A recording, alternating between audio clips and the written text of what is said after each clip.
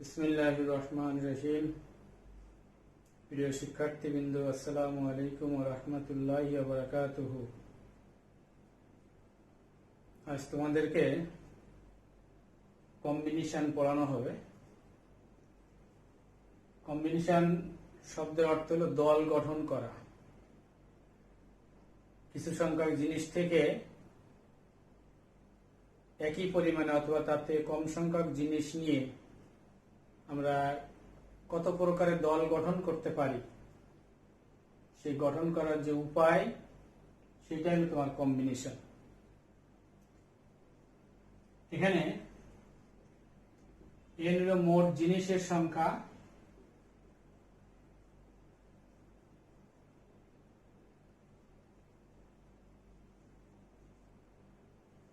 আর হলো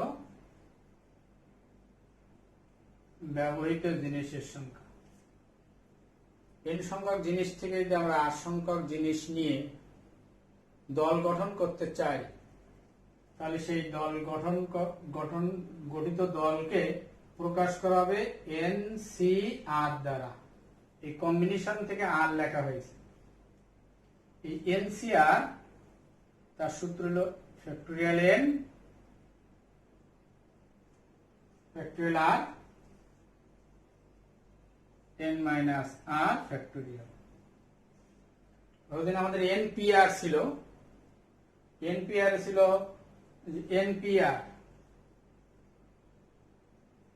সেটা ছিল n factorial divided by n minus r factorial. আর এখানে মানে উপরেরটার ফ্যাক্টোরিয়াল, এটার থেকে এটা বিয়োগ করে তার ফ্যাক্টোরিয়াল। NCR দেখো, উপরেরটার ফ্যাক্টোরিয়াল, নিচে যা থাকবে তারও ফ্যাক্টোরিয়াল, ইনটু এটার থেকে এটা বিয়োগ করে তার ফ্যাক্টোরিয়াল। যদি আমরা এখানে একটাকে একটা দিয়ে ভাগ করে দিই, NPR ভাগ NCR, NPR এর সূত্র হলো n factorial divided by n minus r factorial গুণ এটা উল্টে উপরে গেল r factorial n minus r factorial by n factorial. এটা কাটা, এটা কাটা, তাহলে কি দাঁড়ালো r ফ্যাক্টোরিয়াল। তাহলে বলতে পারি NPR r factorial into NCR। বিন্যাস এবং সমাবেশের মধ্যে সম্পর্ক হলো এটা। এখন NCR এই যে সূত্র,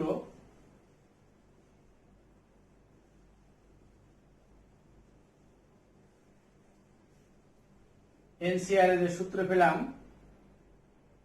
এই অনুসারে আমরা NC0 এটাকে ক্যালকুলেশন করি, তাহলে উপরটার ফ্যাক্টোরিয়াল নিচেরটার ফ্যাক্টোরিয়াল, এটা থেকে এটা বিয়োগ করলে n ফ্যাক্টোরিয়াল। এটা কাটা, ফ্যাক্টোরিয়াল 0 মানে 1, তাহলে NC0 হলো 1। এবার NC1 n factorial 1 factorial n minus 1 factorial. এটার থেকে এটা বড়, তাহলে এটাকে ভেঙে দিচ্ছি, n মাইনাস 1 ফ্যাক্টোরিয়াল। 1 ফ্যাক্টোরিয়াল লিখতে হবে না, এটার মানে 1। এটা কাটা গেল, কত হলো n হলো। এবার আমরা NC2 ভেঙে দিই, n factorial 2 factorial n minus 2 factorial. এটা বড়, এটাকে ভেঙে দিচ্ছি, n minus 1 factorial n minus 2 divided by 2 factorial n minus 2 factorial. এটা কাটা, থাকে n মাইনাস 1 বাই 2 ফ্যাক্টোরিয়াল। এখানে 2 আছে, এই জন্য এখানে দুইটা উৎপাদক। 1 আছে, এই জন্য একটা উৎপাদক। 0 এই জন্য কোনো উৎপাদক নেই, এটা n দিয়ে উৎপাদক শুরু হবে। আর নিচে যত সংখ্যা থাকবে ওই সংখ্যার ফ্যাক্টোরিয়াল হবে। তাহলে এইভাবে যদি আমরা আগাতে থাকি যে nc3, তাহলে হবে কত উপরে n, n-1, n-2, তিনটা উৎপাদক আর ডিভাইড বাই 3 ফ্যাক্টরিয়াল। এবার n-4, nc4 ভাঙা যাবে, nc5 ভাঙা যাবে। যেমন মনে করো তোমার 7c2, এখানে 2 আছে, তাহলে উপরে দুইটা উৎপাদক, এটা হলো 7 আর এটা হলো 6, আর নিচে 2 ফ্যাক্টরিয়াল, 2 ফ্যাক্টরিয়াল মানে 2 into 1, তাহলে 3 কাটার 3 হয় 21। এভাবে যে আমরা 10c3, তাহলে 10, 9, 8, 3 ফ্যাক্টরিয়াল মানে 3, 2, 1, 6 আর কি। তাহলে এখন কাটাকাটি করলে এটা হলো 3, হলো 4, তাহলে 120। এবার আমরা সহজ উপায়ে এখানে যে কম সংখ্যক সংখ্যা থাকে, তাহলে আমরা এই সূত্র অনুযায়ী এটাকে দ্রুত ভেঙে নিতে পারি আমরা। আর এটা ক্যালকুলেটর দিয়েও তুমি এটাকে ক্যালকুলেশন করতে পারবা।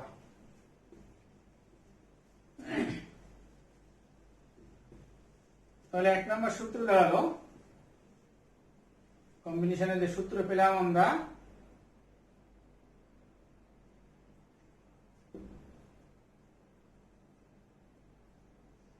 NCR n factorial r factorial n minus r factorial। দ্বিতীয় সূত্র বিন্যাস আর সমাবেশের মধ্যে সম্পর্ক NPR r factorial into NCR। 3 নম্বর হলো সম্পূরক সমাবেশ,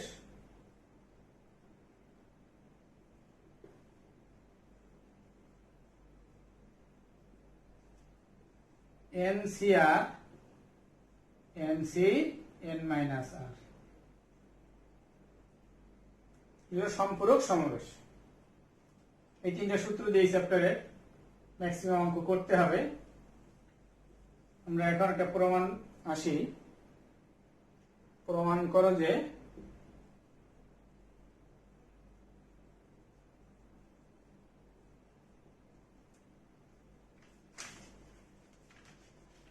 NCR plus NCR minus 1 n plus 1 CR।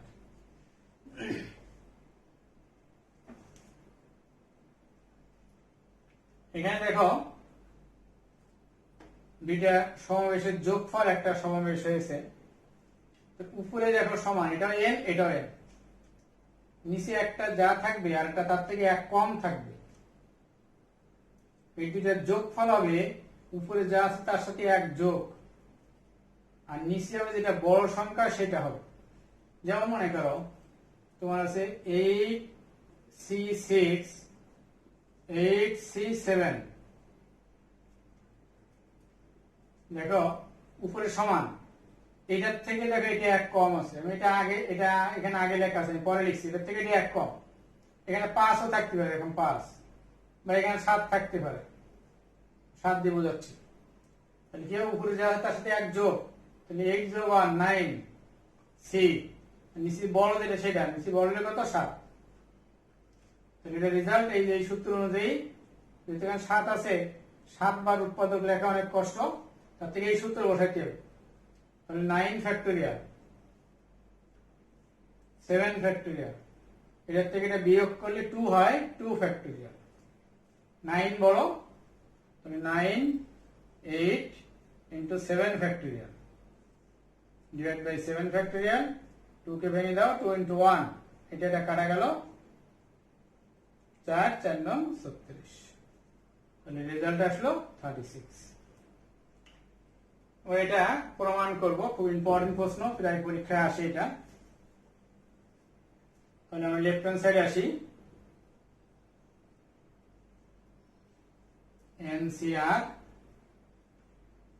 NCR minus 1, এই সূত্র প্রয়োগ করে আমরা NCR উপরেটার ফ্যাক্টরিয়াল নিচেরটার ফ্যাক্টোরিয়াল বিয়োগ করে তার ফ্যাক্টোরিয়াল, এখানে এরকম উপরটার ফ্যাক্টোরিয়াল নিচেরটার ফ্যাক্টোরিয়াল, এটা বিয়োগ করলে n মাইনাস r প্লাস 1 তার ফ্যাক্টোরিয়াল। এখন এখানে n ফ্যাক্টোরিয়াল কমন নিতে পারবো, এখানে আছে r ফ্যাক্টোরিয়াল, এখানে r মাইনাস 1, এই দুটার মধ্যে এটা বড়, তাহলে এটাকে আমরা ভেঙে দিব। r ফ্যাক্টোরিয়াল মানে r into factorial r minus 1, তখন এইটা আর এটা মিলে যাবে। এইটার মধ্যে এটা n minus r, n minus r এর সাথে এক যোগ, তাহলে এটা বড়, এটাকে আমরা ভেঙে দিব। আর পরের লাইন n ফ্যাক্টোরিয়াল, rটাকে ভেঙে দিচ্ছে, r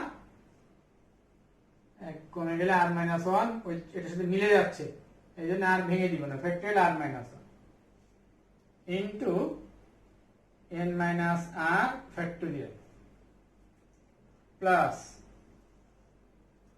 n factorial r minus 1 factorial, এটাকে ভেঙে দিব, যেটা ফ্যাক্টোরিয়াল থেকে বের করো প্রথম সেটাই হবে n মাইনাস r প্লাস 1, এর থেকে যদি এক বিয়োগ করে দিই তাহলে এক কাটা যাবে, তাহলে কত হবে n মাইনাস r ফ্যাক্টোরিয়াল। এটা এবং এটা মিলে গেল, তাহলে এটা কমন নিতে পারবো, এটা মিলে গেল, এটা কমন নিতে পারবো, উপর থেকে n ফ্যাক্টোরিয়াল কমন নিতে পারবো।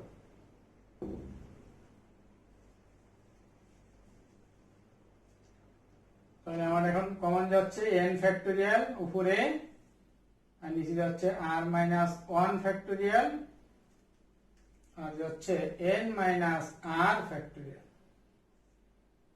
একটু কমন গেলে আমি এখানে পাচ্ছি 1 by r plus 1 by n minus r plus 1।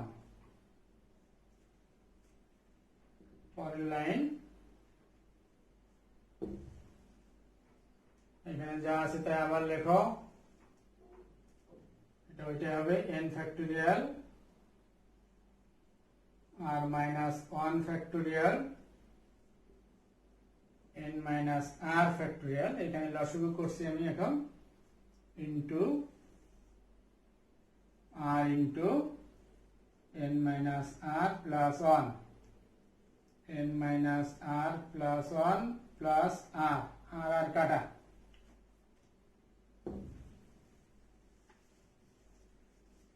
তাহলে উপরে এখান থেকে পাচ্ছি কত n প্লাস 1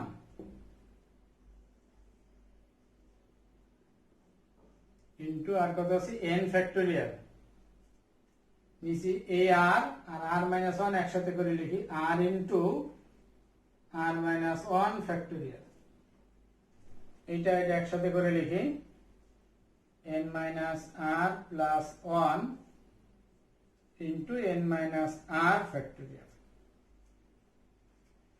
তুমি দেখো মনে করো ফ্যাক্টোরিয়াল 8 ইনটু 7 ফ্যাক্টোরিয়াল, আর যদি না ভাঙি আমরা এরকম হয়, তার মানে এইটা যদি থাকে এটার থেকে কিন্তু আবার এটা আমি লিখতে পারি, তার মানে একটা সংখ্যা এবং সেই সংখ্যা থেকে এক কমের ফ্যাক্টোরিয়ালের গুণফল, এটাতে ফ্যাক্টোরিয়াল না কিন্তু এটা একটা সংখ্যা গুণ, এই সংখ্যা থেকে এক কম তার ফ্যাক্টোরিয়াল, এই দুইটা গুণ করলে বড়দের যেটা ফ্যাক্টোরিয়াল নেই ওইটার ফ্যাক্টোরিয়াল হবে।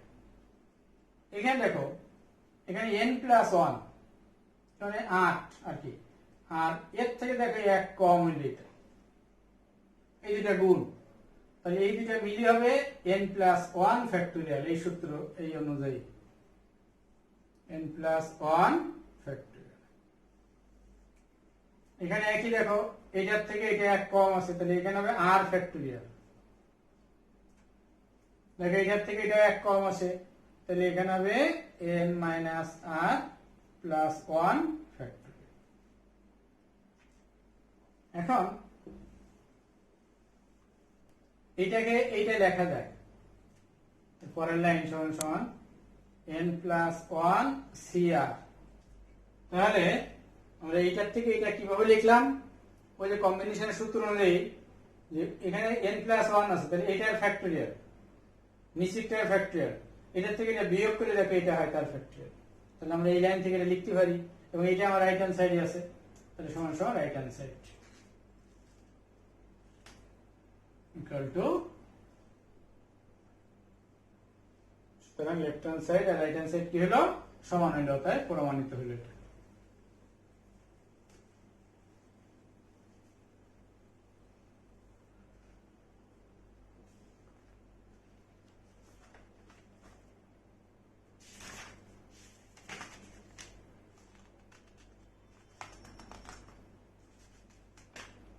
এবার আমরা অঙ্ক দেখি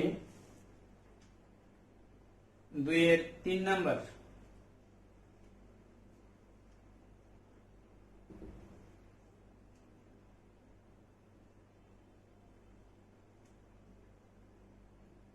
সেখানে আমরা একটা বেসিক দেখি, মনে করো একটা আয়তক্ষেত্র, বর্গক্ষেত্র যার 4টা বাহু আছে।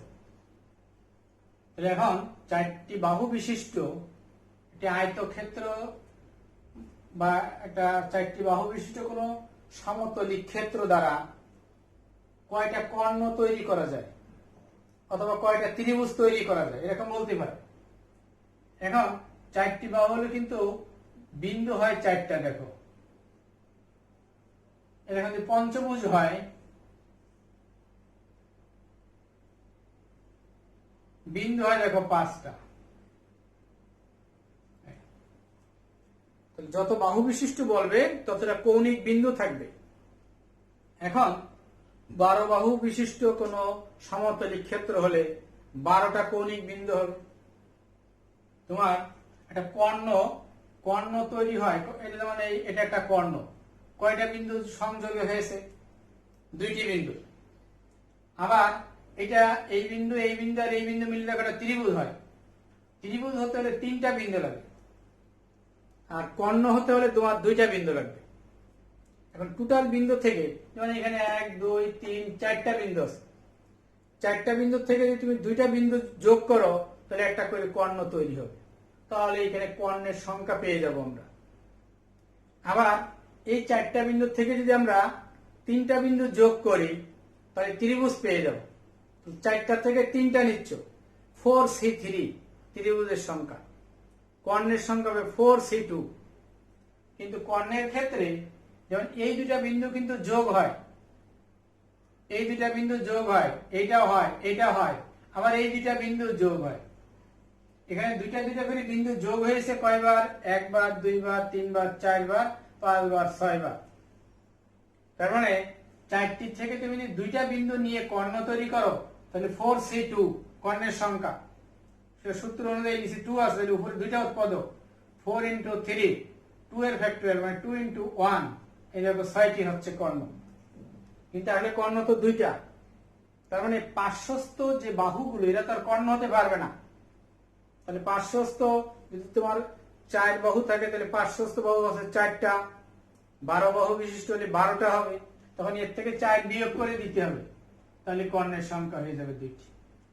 ত্রিভুজের ক্ষেত্রে তার দরকার হবে না, ত্রিভুজ তার পার্শ্বস্থ বাহু দিয়ে তো ত্রিভুজ তৈরি হবে, সেটা তো লাগবে, অথবা ওই ক্ষেত্রে আর বিয়োগ করতে হবে না, কর্ণের ক্ষেত্রে কিন্তু বিয়োগ করে দেওয়া লাগবে। 2 এর 3 নম্বরে বলছে 12 বাহু বিশিষ্ট একটি সমতল ক্ষেত্রের কৌণিক বিন্দুগুলোর সংযোগে কতগুলো ত্রিভুজ গঠন করা যায় এবং এদের কতগুলি কর্ণ আছে। কয়টা বাহু বিশিষ্ট, 12 বাহু। তাহলে 12 বাহু বিশিষ্ট সমতলিক ক্ষেত্র, সেখানে 12টি কৌণিক বিন্দু আছে। তাহলে গঠিত ত্রিভুজ কয়টা হবে, 12c3 নাকি? তাহলে আমরা বলতে পারি 12 বাহু বিশিষ্ট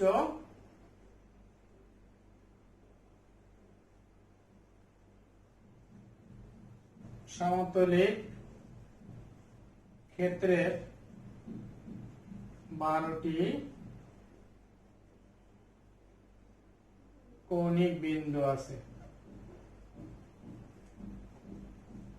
3টি কৌণিক বিন্দুর সংযোগে একটি ত্রিভুজ উৎপন্ন হয়। সুতরাং উৎপন্ন ত্রিভুজের সংখ্যা 12 C3। C3 আমাদের তিনটা উৎপাদক 12, 11, 10। C3 factorial 3, 3, 2, 1। তাহলে এখানে এটা কাটলে 2 হয়, তাহলে কত 22, 210। এতটা ত্রিভুজ উৎপন্ন হবে। আবার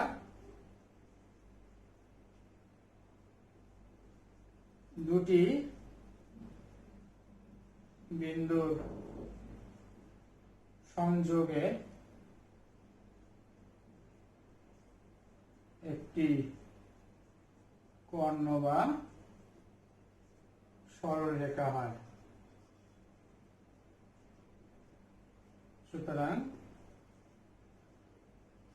কর্ণের সংখ্যা 12 C2। দুইটা উৎপাদক 12, 11 আর নিচে 2, 6, 66।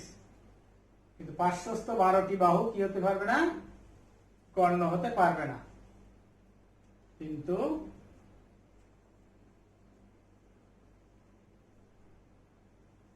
পার্শ্বস্থ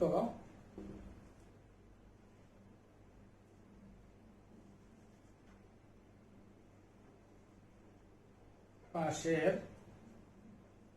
12টি বাহু কর্ণ হতে পারে না। নির্ণেয় কর্ণের সংখ্যা 66 - 12।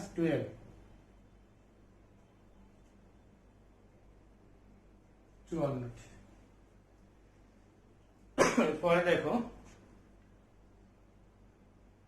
2 এর 6 নাম্বার।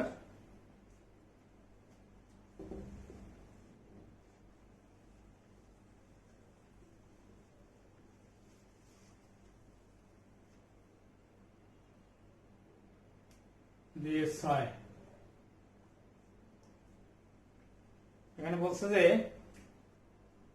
7টি সরলরেখার দৈর্ঘ্য যথাক্রমে, প্রথম সরলরেখার দৈর্ঘ্য দেওয়া আছে 1 সেন্টিমিটার। এবার ধারাবাহিকভাবে পরেরটা 2, তারপরটা 3, তারপরটা 4, তারপর 5, তারপর 6, তারপরে 7। 7টি সরলরেখা, প্রত্যেকের দৈর্ঘ্য দেওয়া আছে। বলছে দেখো যে একটি চতুর্ভুজ গঠন করার জন্য 4টি সরলরেখা যত প্রকারে বাছাই করা যায় তার সংখ্যা 32। আমরা জানি এটা চতুর্ভুজ গঠন করতে হলে 4টি করে সরলরেখা লাগবে। এখান থেকে 7টি যে সরলরেখা আছে, এখানে 4টা করে সরলরেখা যদি বাছাই করে চতুর্ভুজ গঠন করো, তাহলে 32টা চতুর্ভুজ এখানে গঠিত হবে। এটা প্রমাণ করতে হবে। তাহলে আমাদের মোট সরলরেখা আছে কয়টি?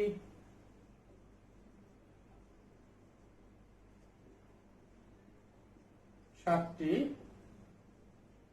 যথা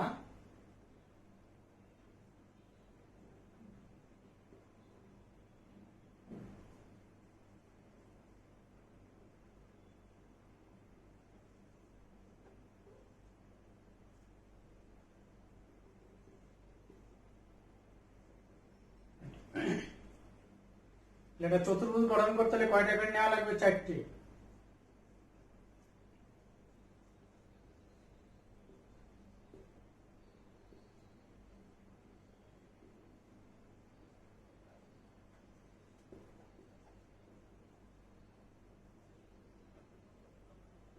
চতুর্ভুজ গঠন করতে হলে 4টি সরলরেখার প্রয়োজন। সুতরাং চতুর্ভুজের সংখ্যা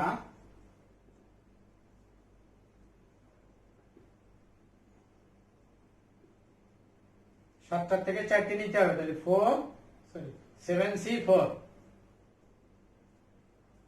নিচে 4 আছে, উপরে 4টা উৎপাদক, 7 6 5 4, নিচে 4, তাহলে 4 3 2 1, 4 4 কাটা, 3 গুণ 6 কাটা, 35টা চতুর্ভুজ পেলাম আমরা।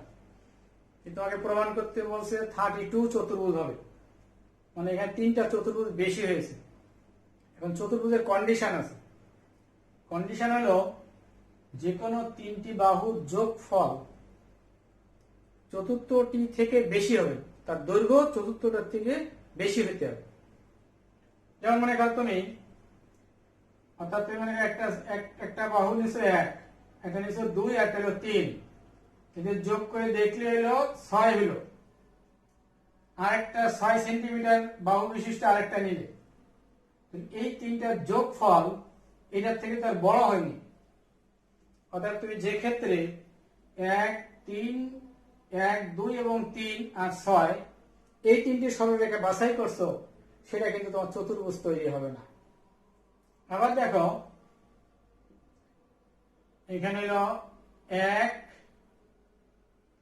2 আর হলো 4,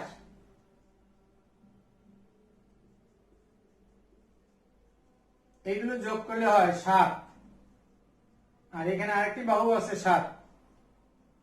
যে তুমি 1 সেন্টিমিটার বাহু, 2 সেন্টিমিটার বাহু, 4 সেন্টিমিটার বাহু আর 7 সেন্টিমিটার বাহু, এই 4টি গ্রহণ করো, এই 4টা বাছাই করো, তাহলে চতুর্ভুজ তৈরি হবে না। কারণ এই 3টার যোগফল এই চতুর্থটা থেকে বড় হয়নি, বৃহত্তর হতে হবে, গ্রেটার দেন হতে হবে। এছাড়া দেখো আরেক ক্ষেত্রে তোমার এই 3টা 1 2 3, এটা হলো 6, আর যদি তুমি 7 নাও তাহলে হবে না, এটা কিন্তু 7-এর থেকে বড় হয়নি। এই 3 ক্ষেত্রে তোমার চতুর্ভুজ হয় না, আর সব ক্ষেত্রে চতুর্ভুজ তৈরি করতে পারবে তুমি যতগুলো নাও এখান থেকে। তাহলে আমরা কি জানি? আমরা জানি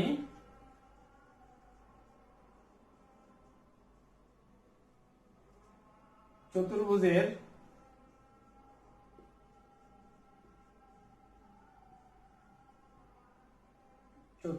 যে কোনো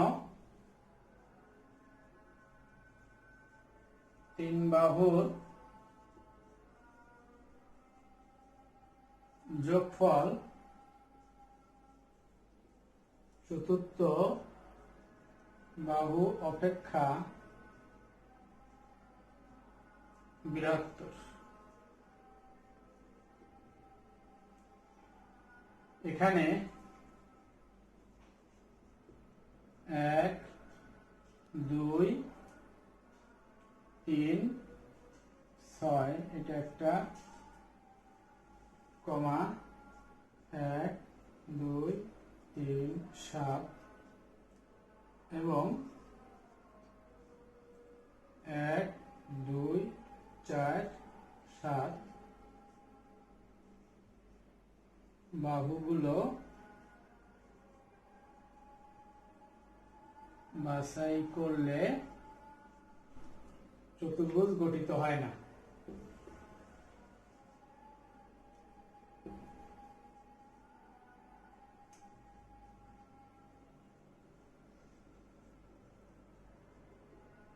অর্থাৎ এই 3 ক্ষেত্রে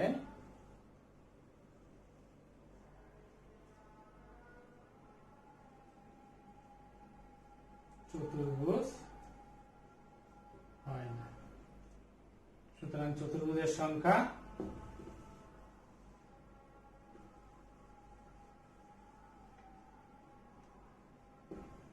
35 - 3 = 32।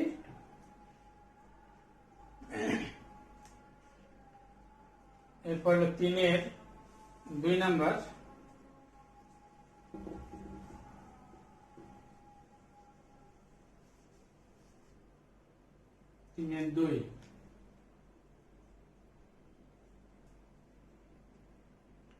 এখানে বলছে যে একজন পরীক্ষার্থীকে 12টি প্রশ্ন থেকে 6টি প্রশ্নের উত্তর দিতে হবে। তাকে প্রথম 5টি থেকে ঠিক 4টি প্রশ্ন উত্তর দিতে হবে।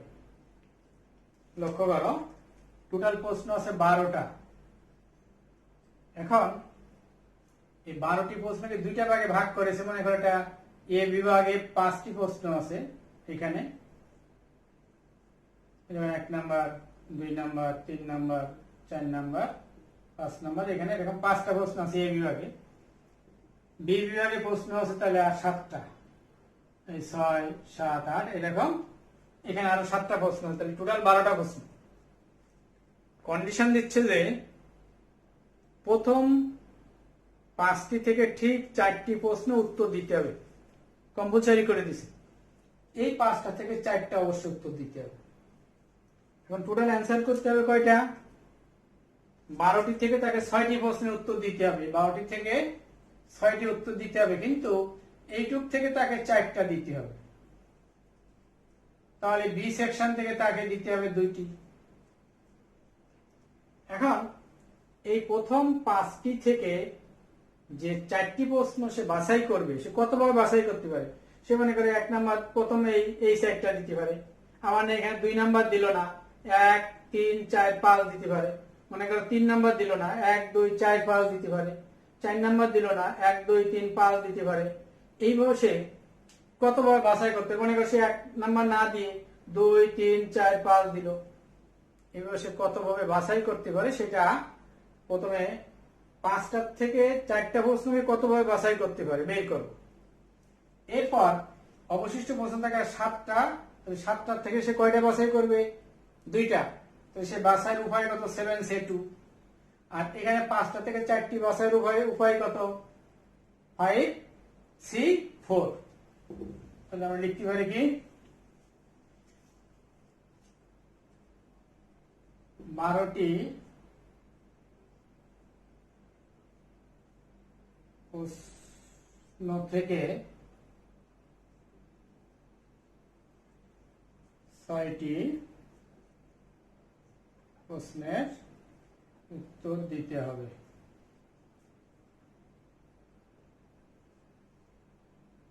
যা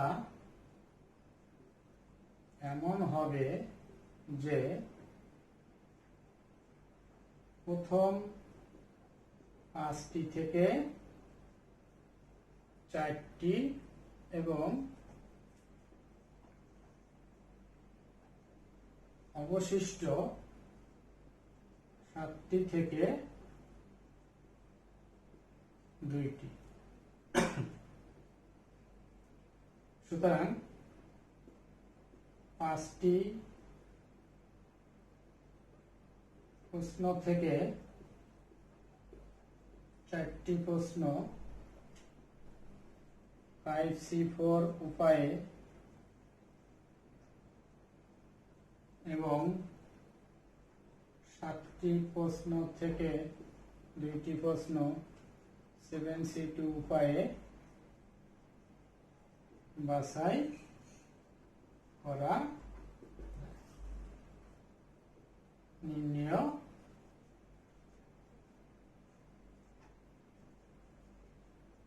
বাছাইয়ের সংখ্যা 5C4 7C2। এটা গুণ করলে এখন যা আসে সেটাই তোমার উত্তর হবে। এরপর 4-এর 2 নাম্বার।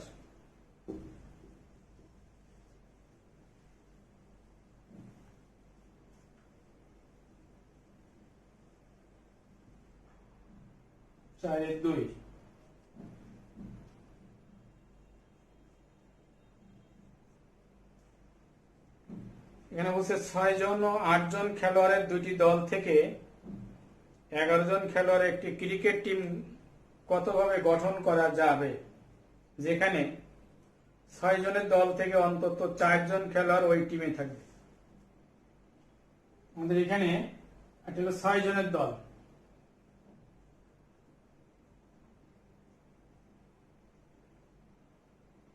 আর এটা হলো 8 জনের দল।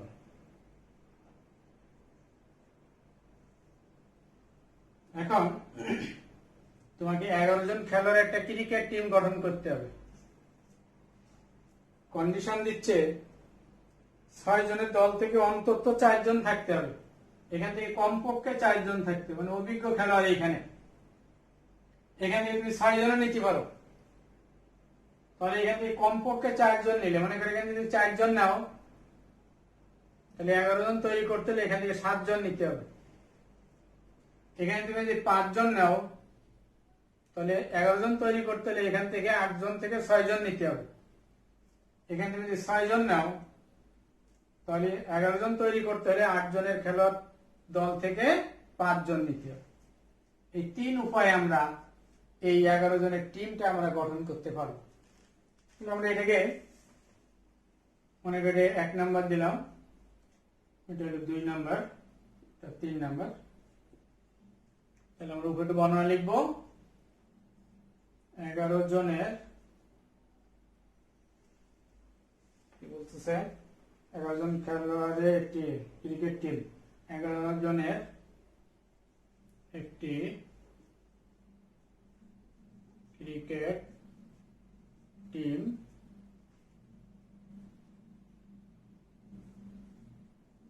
গঠনের সম্ভাব্য উপায়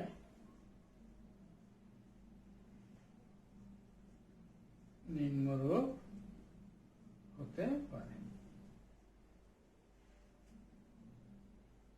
শর্ত অনুসারে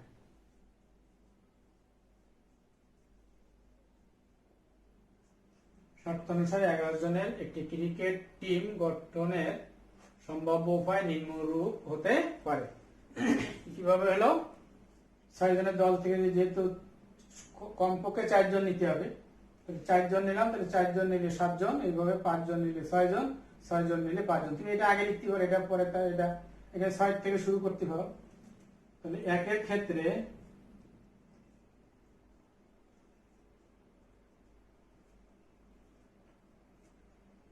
টিমের সংখ্যা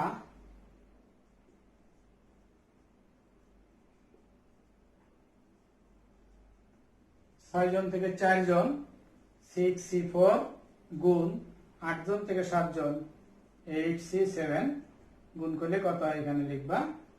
এবার 2 এর ক্ষেত্রে 6 জন থেকে 5 জন, 8 জন থেকে 6 জন, এখানে কত হয় লিখবা।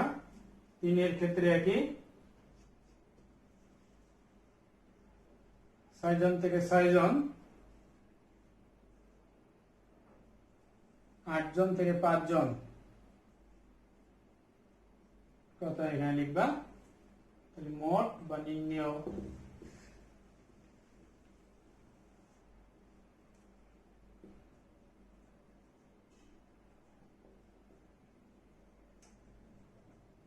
দল সংখ্যা বা টিম সংখ্যা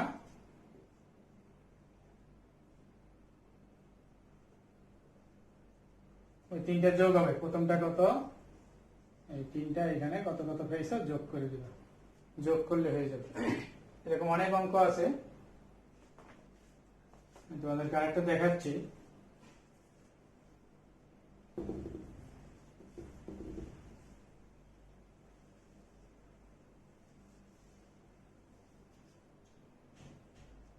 চারের 3 নাম্বার,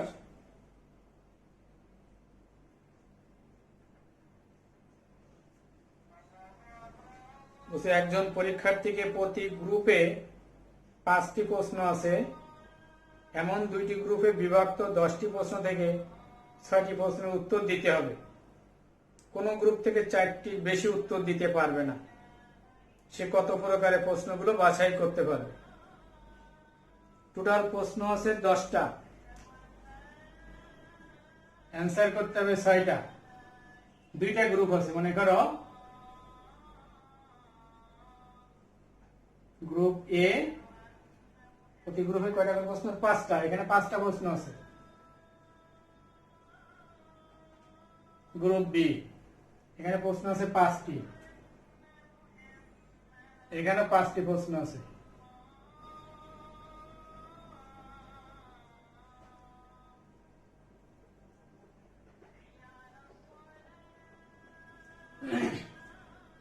থেকে সে 4টার বেশি উত্তর দিতে পারবে না।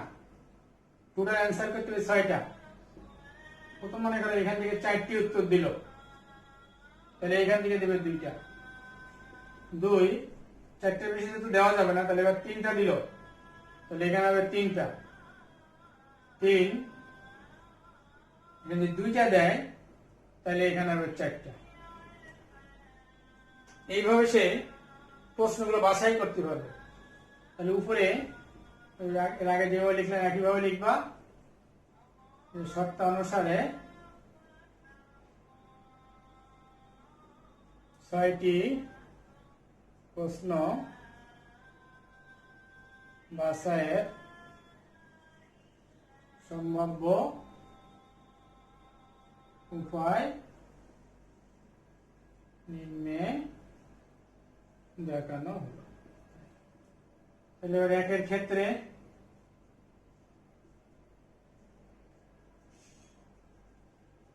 বাছাই সংখ্যা, প্রশ্ন আছে 5টা দিয়েছে 4টা, 5C4, 5টা আছে দিয়েছে 2টা, 5C2। কোথায় বের করবা? এইভাবে 2 এর ক্ষেত্রে একইভাবে, 3 এর ক্ষেত্রে একইভাবে বের করে 3টা যোগ করে দেবা। যোগ করলে আনসার, তারপরে রেজাল্টটা পেয়ে যাবে। তো আজকে এই পর্যন্তই। ভালো থাকো, দোয়া রেখো আমার জন্য। আসসালামু আলাইকুম ওয়া রাহমাতুল্লাহি ওয়া বারাকাতুহু।